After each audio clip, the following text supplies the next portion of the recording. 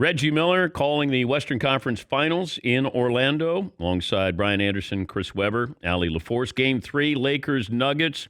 That'll be tomorrow night at 9 Eastern. Lakers win it last night at the buzzer. Let me start at the end of that game. What were the Nuggets trying to do, supposed to do, and how'd the ball end up in Anthony Davis's hands, Reg?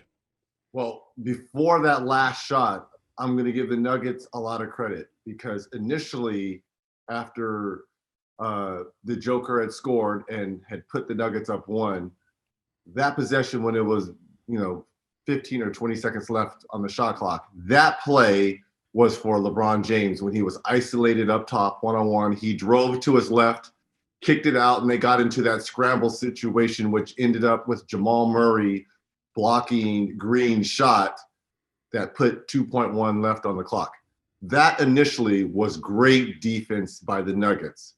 So with 2.1 left on the clock, if you're Michael Malone, there's not a lot of time to do too much, maybe one dribble, go up. So I think his thinking was, let's protect the rim, no alley-oop. So you put a big on the ball, which was Jokic, and you put another big in the game who guarded Anthony Davis, which was Mason Plumlee. This is where the problems happened because what we saw was a lack of communication on the Nuggets' part. When Anthony Davis came off a brush screen with LeBron James, it should have been a switch between Mason Plumlee and Jeremy Grant. You see those lack of communications if we were playing in a normal situation. They would have been playing in the Staples Center with 20,000 screaming fans, and you can't hear, you're trying to communicate to your teammate. But in a bubble situation, total breakdown because that was either supposed to be a switch, Jeremy Grant taking Anthony Davis as he brushed off LeBron, or Mason Plumlee, as we call it, trailing, locking and going and staying on the hip of Anthony Davis. He goes, Plumlee, to the body of LeBron. Jeremy Grant stays with LeBron, and Anthony Davis is wide open for a 3. I will say this. I give the Joker, Jokic, a lot of credit because remember, he was guarding Rondo out of bounds, and he gave a valiant effort in trying to contest that shot, but it was too wide open for AD. Imagine if AD doesn't hit that shot. What are we saying today about that game? I think it would have been a collapse by the Lakers because they were in control of that game pretty much the whole way. I give the comeback kids a lot of credit. Denver, they've been the one team, especially during these playoffs when they've been down double digits, have found a way to get back in ball games. But if we're fifths, Anthony Davis hits the shot, and it's a crushing blow for a young team that has battled back all the way. Jokic was finally the same Jokic we saw in that Clippers series where he dominated the paint area. But it's tough loss for the Nuggets because they easily could have evened up this series at 1-1. I think that the talking heads, media critics would have been all over LeBron that he didn't take the last shot. If Anthony Davis takes the shot and misses the shot, then you know what the reaction is going to be, Reg. Oh, why isn't LeBron taking the shot here? Well, I think LeBron is always going to make the right play. And the right play on the initial drive was right because he collapsed the defense and kicked it out, and they got into the scramble situation. But, of course, LeBron is always going to be the focal point of what people want to say towards the end of games. But the Lakers are up 2-0. Anthony Davis. And by the way, I know we're in this bubble situation.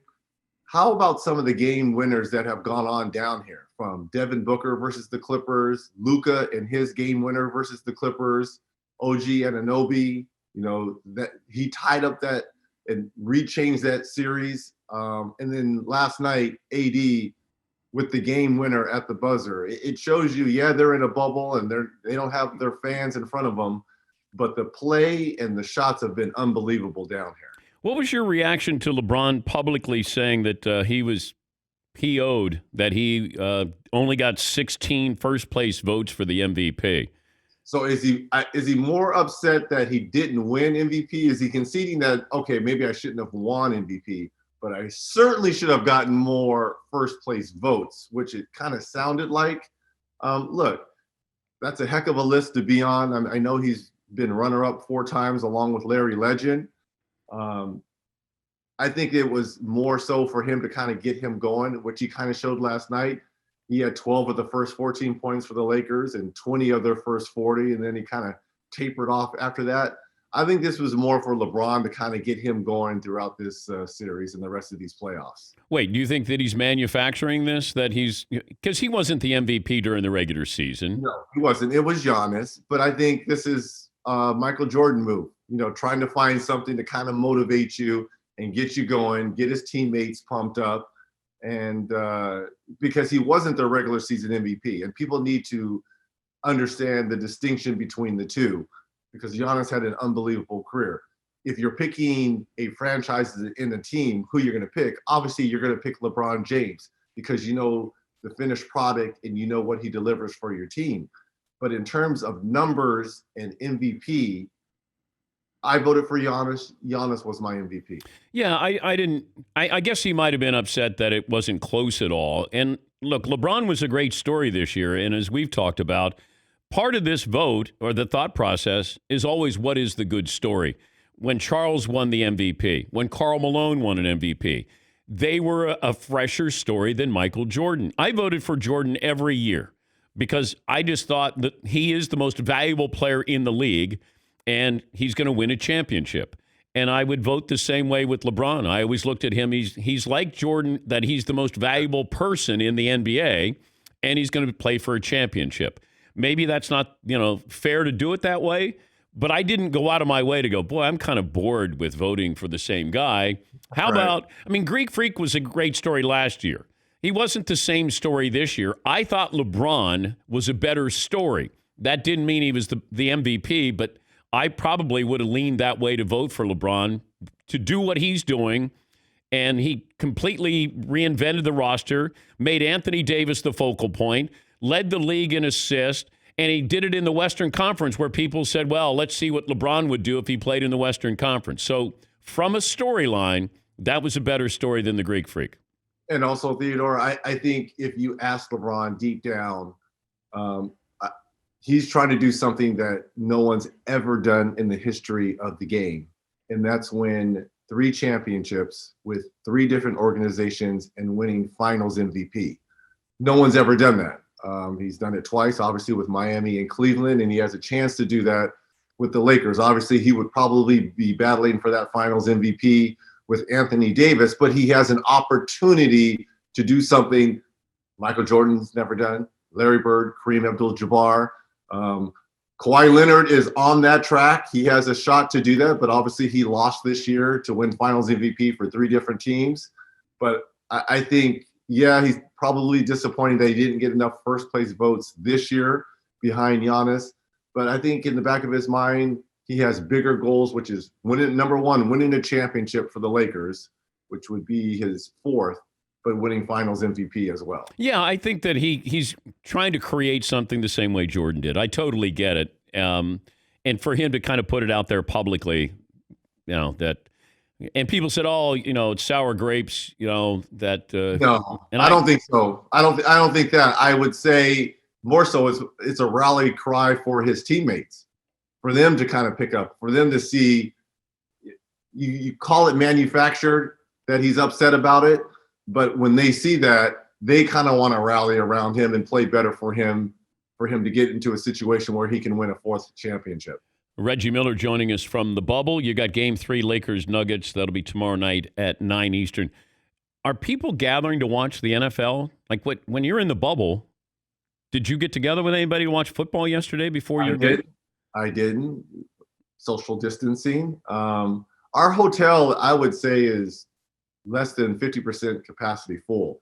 And a lot of people, they do have TVs going down in the lobby and stuff, but a lot of people aren't gathering. I think they're doing the smart thing and staying in their rooms and watching it. But in the comforts of your room, you get a chance. You have the clicker. You can, go through all the, the games, and you have, on your. Yeah, but it's kind of sad. You're by yourself in your room. You're right. It's not the same, but you can kind of, like, for me, yelling at the television on that, Atlanta, Dallas Cowboys game. To me, how does that happens at a college game? That may happen, certainly happens at a high school game. That cannot happen at the professional level. It's plays like that get coaches fired the next day. Because to me, it looked like the Falcons had no idea what the rules were on that onside kick, that they could just fall on the ball at any time. That's just me. I profess I love football, but I'm a fan of football. But for me, that was my observation. They did not know what the rule was. It's like J.R. Smith not knowing how much time is left in the closing moments of a game. And you saw LeBron's look at him, right? Yeah. If I'm the rest of those guys, I'm looking at the guys on the football field like, fall on the football.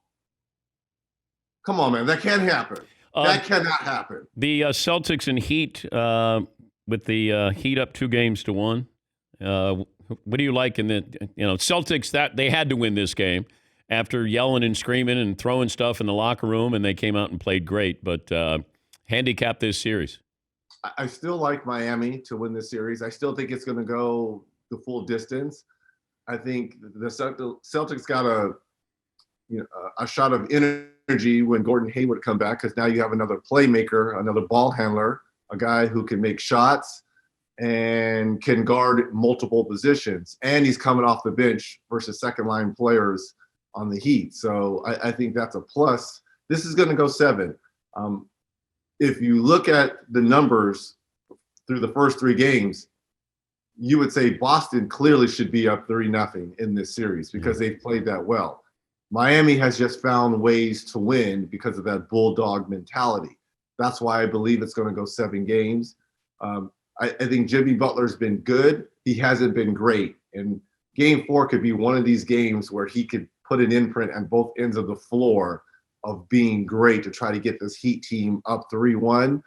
But the way Tatum, Smart, and now Jaylen Brown has, to me, that's just a 3-headed monster now, the way Jaylen Brown has been playing at both ends of the floor. So, who do you think the Lakers want?